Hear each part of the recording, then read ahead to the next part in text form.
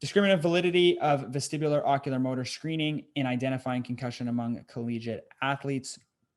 So this was looking at VOMs and the way that we score it and being able to potentially differentiate between concussed versus non-concussed, right? So this is something that we've been using for a while at CCMI. If you don't have a baseline and you're not sure if there's a concussion injury, yeah, try doing a VOMs and see what you see.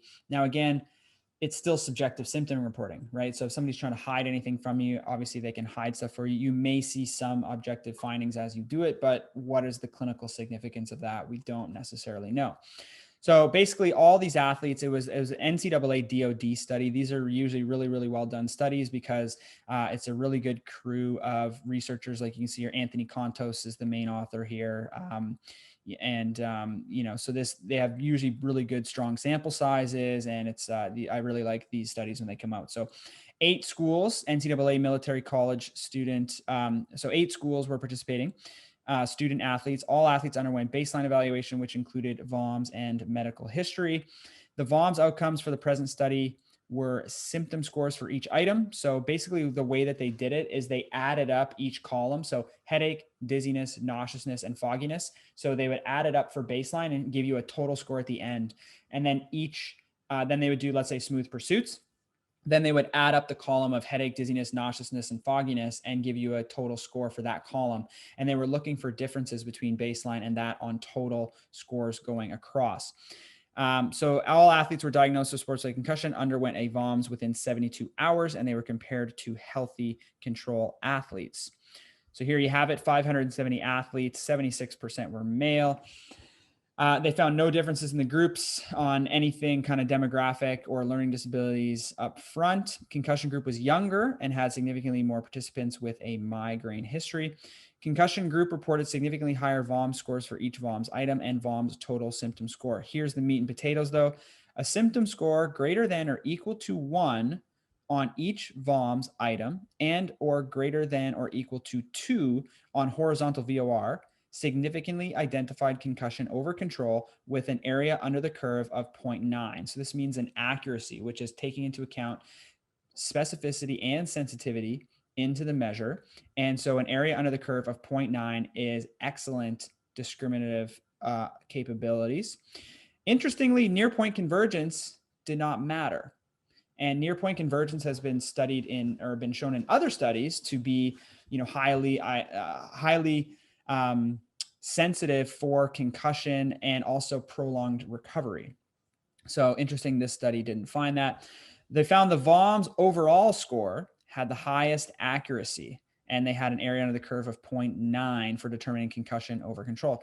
These are really, really great results. The average overall score for healthy controls on the entire test, and I'm going to show you how to do this math after, 3.5. The average score for concussed was 54. So you can tell there's a big, big difference there. But what they found was if they use the cutoff of greater than or equal to 8 points increase from the pre-test levels. So basically you do your baseline, right? You get 0, 0, 0, 0, let's say you're at a 0. If every single total from every single test adds up to be 8 or more, greater than what your baseline score was, then that is indicative of concussion with a 0.91 accuracy level. So I'm going to show you kind of how they did this on the next one. And interestingly, they did the same thing on this study, which was done in adolescents. So we compared them at the same time. So same thing, basically the exact same study, but done in adolescents. Area under the curve ranged from 0.55 to 0.71. So VOMS not as good in the adolescent population. Optimal change scores, again, were greater than or equal to 1 for every VOMS item and greater than or equal to 3 for overall VOMS change score. So these guys used greater than or equal to 8 to get an area under the curve of 0.91. These guys found greater than 3 for overall, gave an area under the curve for 0.73. So that is not the greatest, but it's decent.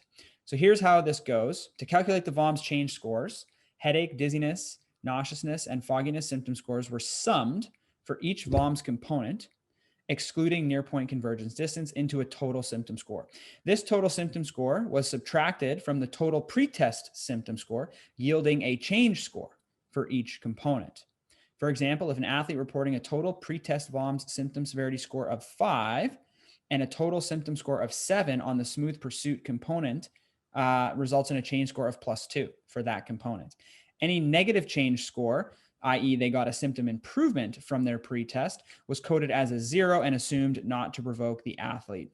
All component change scores were summed together into an overall change score that was used as an outcome for the study. So here's kind of my description of this just to showcase what it means. Baseline, you have headache, dizziness, nauseousness, and fogginess.